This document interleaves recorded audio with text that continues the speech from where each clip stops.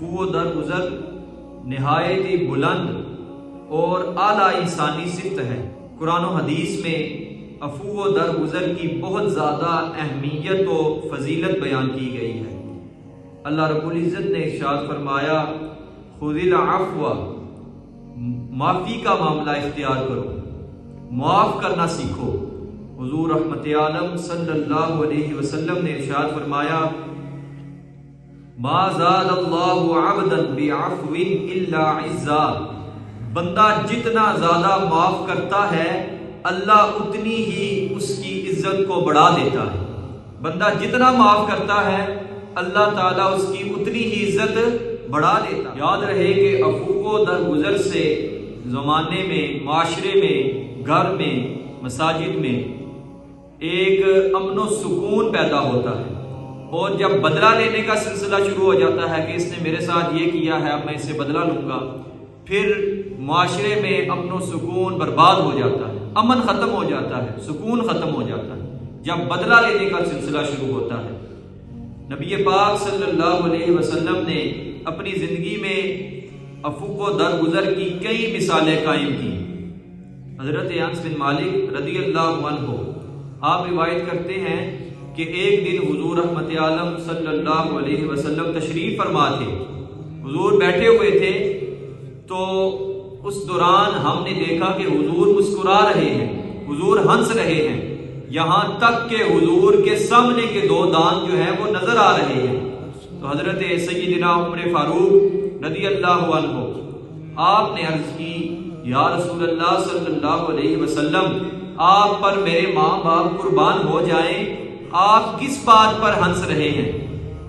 تو سرکار دو عالم صلی اللہ علیہ وسلم نے ارشاد فرمایا میرے دو امتی اللہ تعالیٰ کی بارگاہ میں حاضر ہوئے، میرے دو امتی اللہ تعالیٰ کی بارگاہ میں حاضر ہوئے، ان میں سے ایک نے عرض کی یا اللہ میرے بھائی نے مجھ پر ظلم کیا ہے اور میرا حق چھینا ہے، اے اللہ مجھے اس سے میرا حق لے کر دو۔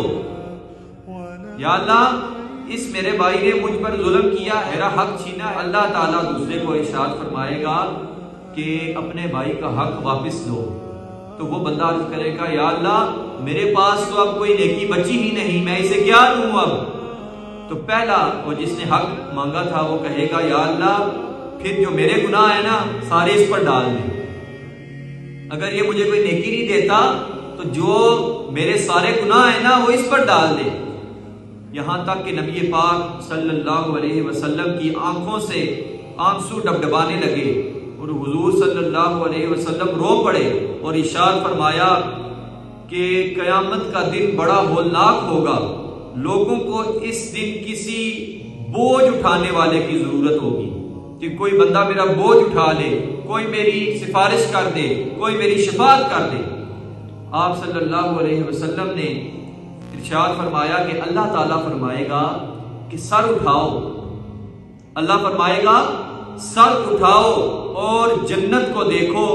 وہ سر اٹھائیں گے، جنت کو دیکھیں گے اور کہیں گے یا الہی میں دیکھ رہا ہوں یہ چاندی کا شہر ہے، یا اللہ میں دیکھ رہا ہوں یہ چاندی کا شہر ہے جس میں سونے اور جواہرات سے بنے ہوئے محل ہیں، سونے سے اور چاندی سے بنے ہوئے گھر ہیں، یہ کس نبی کے لیے ہے اور یہ کس شہید کے لیے؟ اللہ ارشاد فرمائے گا ھذا لمن اعطانی ثمنہ، یہ اس کے لیے ہے جو اس کی قیمت ادا کرے گا۔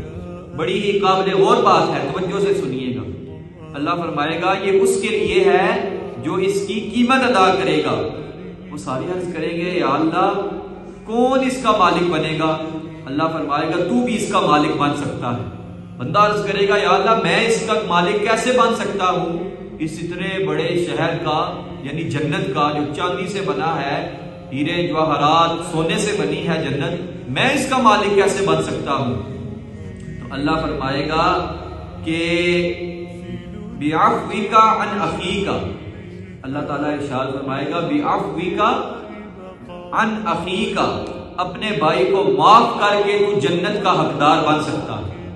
جنت کی قیمت کیا ہے کہ دوسرے کو معاف کر دو تم جنت کے حقدار بن جاؤ۔